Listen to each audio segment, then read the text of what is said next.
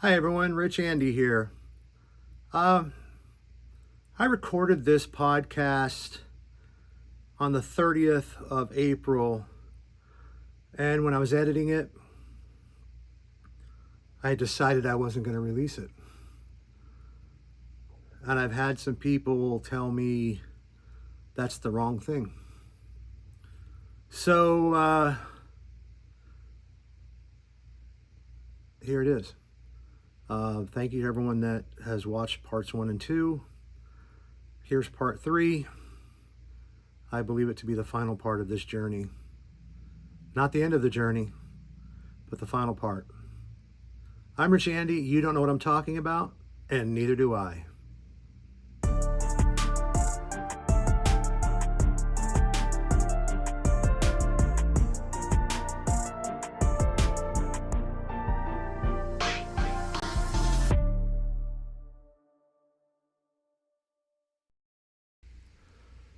I didn't think I would record any more parts of my traumatic brain injury journey, but a portion of this entire experience has been eating at me.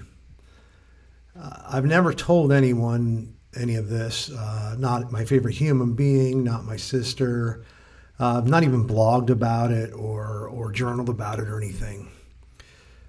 It has to do with how I felt both physically and mentally or emotionally during this process.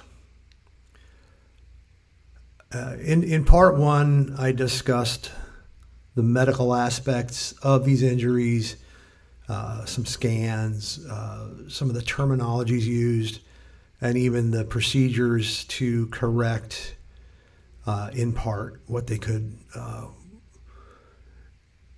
In part 2, I discussed those folks that helped me during and after. But this part is different, and it's very difficult. I'm going to do my best to communicate what I can here, and we'll see what happens.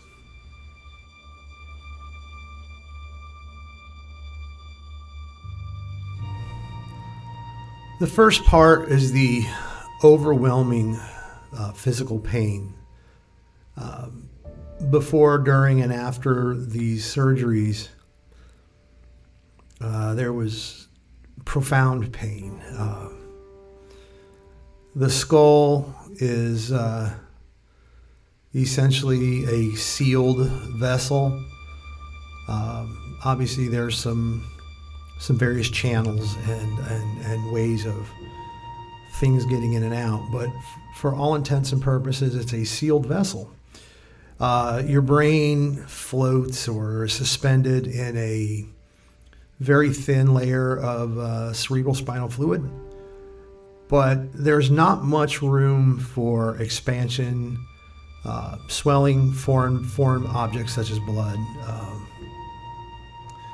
So when there is any sort of a swelling or pressure, it creates a massive amount of pain.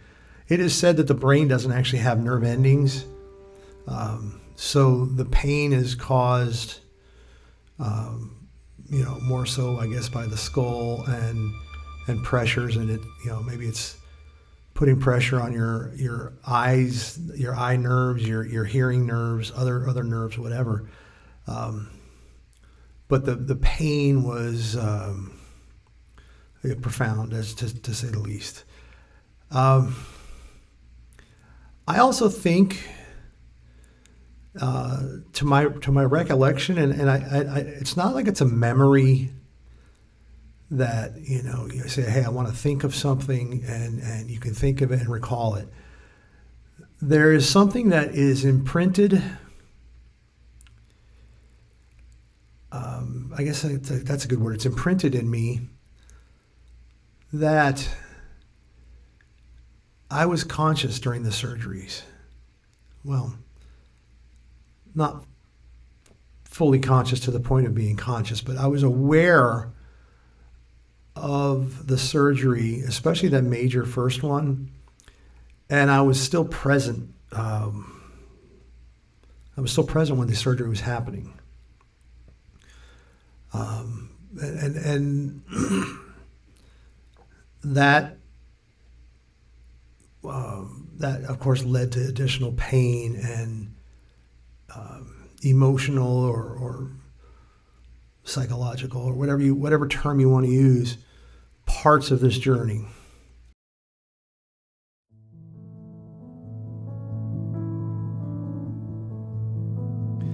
After the initial major surgeries, when a lot of this recollections kind of began, the first thing I remember, I'm going to use that term a lot, is, again, it's not a memory. It's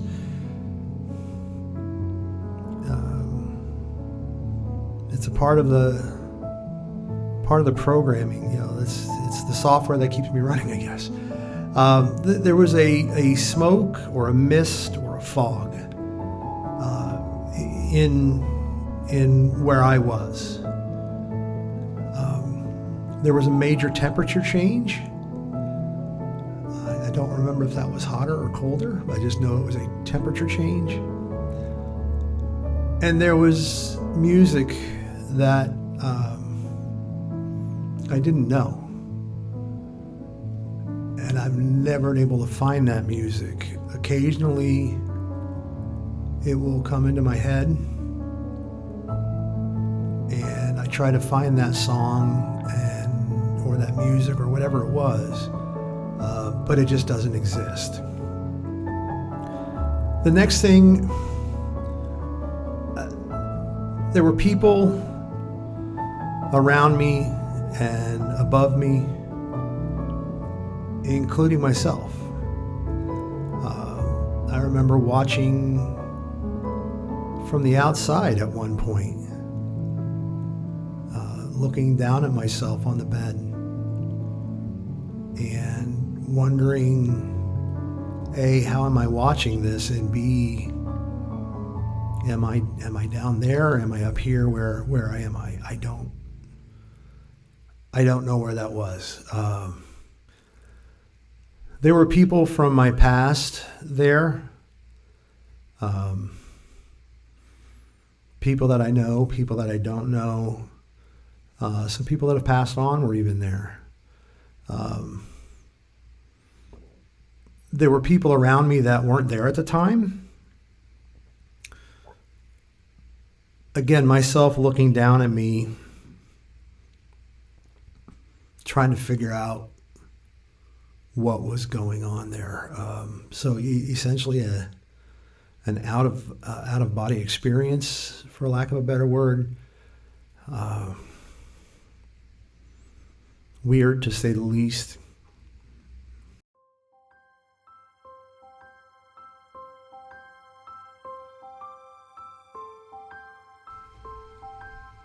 I remember at one point saying to myself, goodbye. I hope you had a good journey. And that felt more real than reality. Space and time were collapsing and expanding at the same time all around me. Rooms began to not have proper geometry, I guess. Like, there were no corners in the room, and yet everywhere you looked, there was a corner.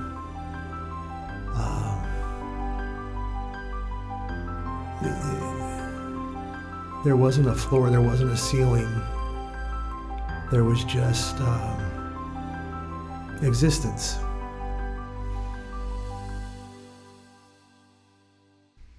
Light changed. Light changed the room. The room changed the light. It became a tapered shape at the top and the bottom. The room, the energy in the room kept changing as well.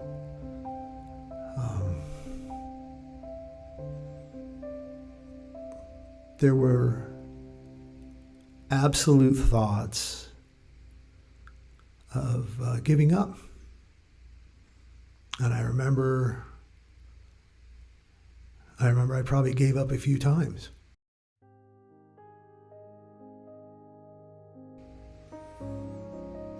I took a walk with myself. I took a walk. I remember getting up out of the bed, and I took a walk with myself. I don't think I was alone on that walk. At some point, I decided to turn back from that walk. The person that I was walking with did not turn back. I don't know if I was walking with myself. I don't know who I was walking with.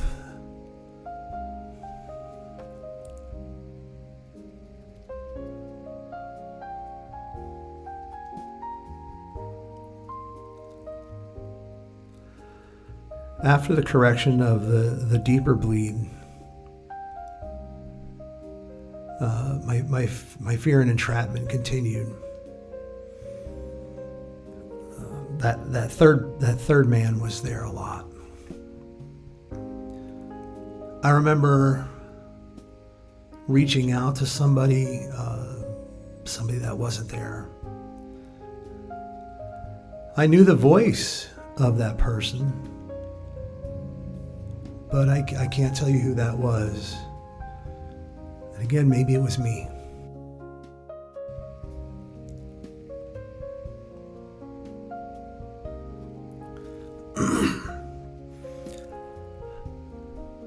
Interestingly enough, this voice knew the way out.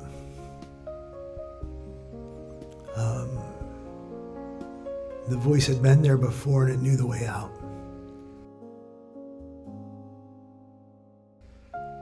It seems like this voice was a subproduct of my malfunction. It was a physical presence. I was trapped in my thoughts, in my body, and in my words. In my previous video, I discussed my inability to articulate what I was trying to say at one point. And there was definitely a profound fear. I was stuck in there. I was screaming, yelling, and no one heard me. I just saw looks of confusion, and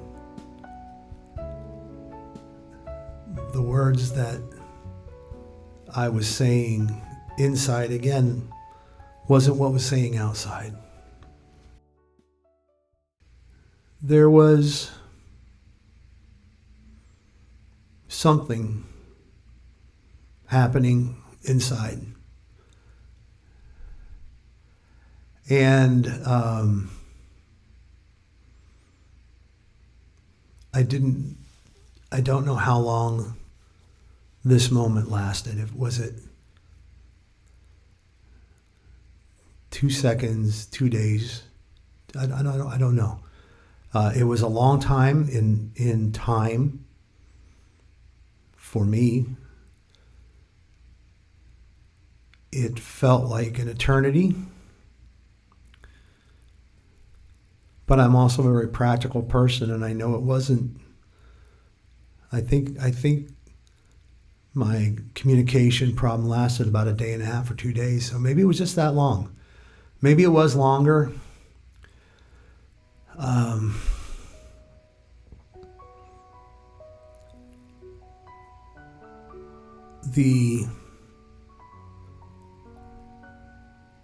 The journeys that I was taking, there was more than one walk I took. And again, it was walking alone with someone.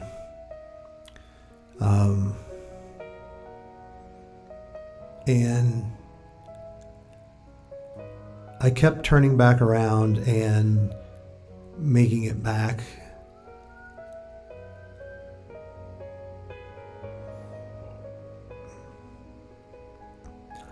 I kept turning around and making it back to that hospital bed.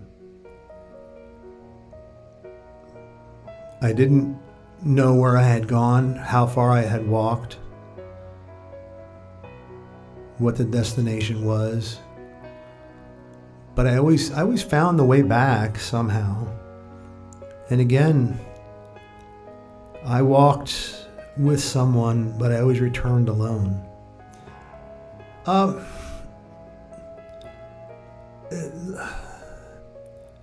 There was that presence that kind of changed a bit of an outlook as well. I was raised as a Catholic.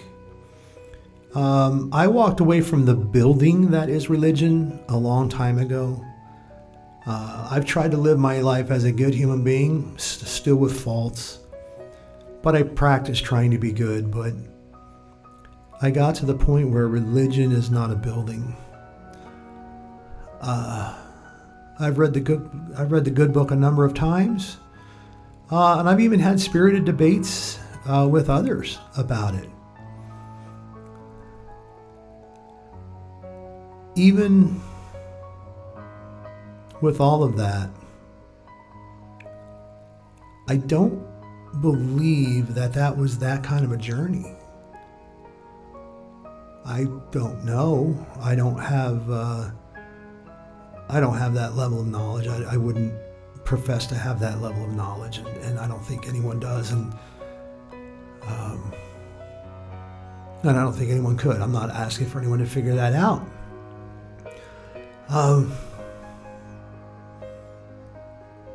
But people have faith, and if faith gets them through anything, then it's not wrong. So when people pray to someone, pray for something or someone, and they get an answer in any form, that's not the world's worst thing in the world. So, again, I don't know that was that part of the journey. I don't think it was. But I don't have another way to explain it other than having a serious medical episode, or multiple ones happen in a span of just a few weeks. After I was home, and even when I was back to work a little bit and going on living, I would still have some of these small episodes happen to me. I would be sitting at home, completely exhausted, in my pain, and I would start to feel that shift again in the fog and the smoke and the geometric room changes, and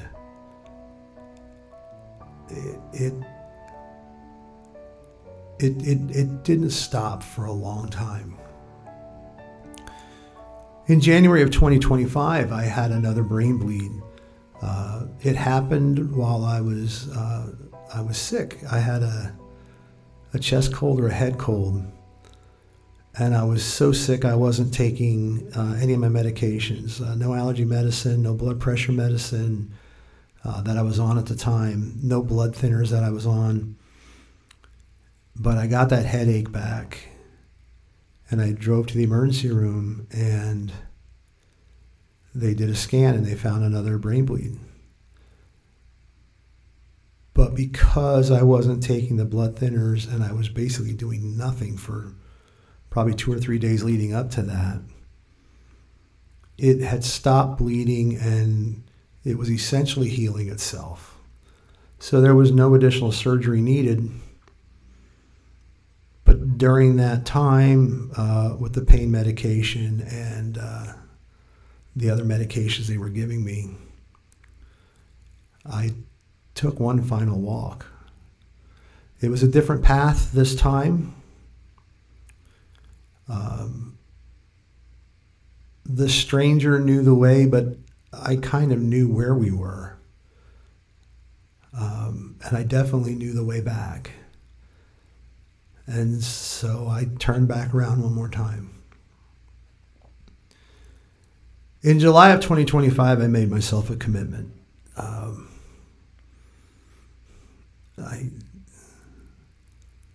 I was probably 1 to 2 years from not being here anymore. And I had to make a change. And I did just that. And I'm on this journey now to get back to who I was and where I was. And although I may never get there,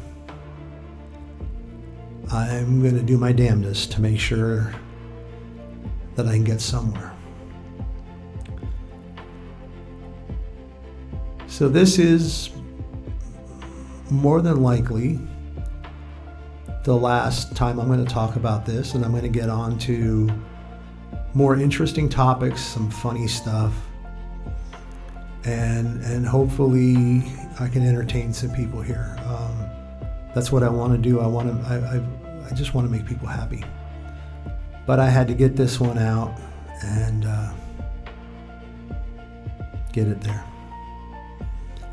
So thank you for following along on this journey, and we'll see you in the future. Hi everybody, Rich Andy here. Thank you for watching. I'll be uploading hopefully more frequently coming up here, but I do appreciate your attention. My name is Rich Andy. You don't know what I'm talking about, and neither do I.